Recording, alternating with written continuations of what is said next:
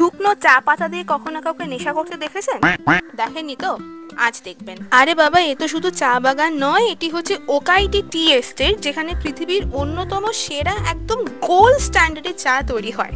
তা এত বড় জায়গায় যখন এসেছি, তখন কি আর সাধারণ পর্যটকের মতো শুধু হাঁটা যায়? নিজেকে একটা চা বিশেষজ্ঞ হিসেবে প্রমাণ করতেই তো হবে, তাই না? একটা তাজা পাতা হাতের তালুতে ঘষলাম, তারপর শুকছি, গভীরভাবে শুকছি। কিন্তু এ কি, চায়ের গন্ধ আসছে না কেন? এ তো শুধু কাঁচা ঘাসের গন্ধ।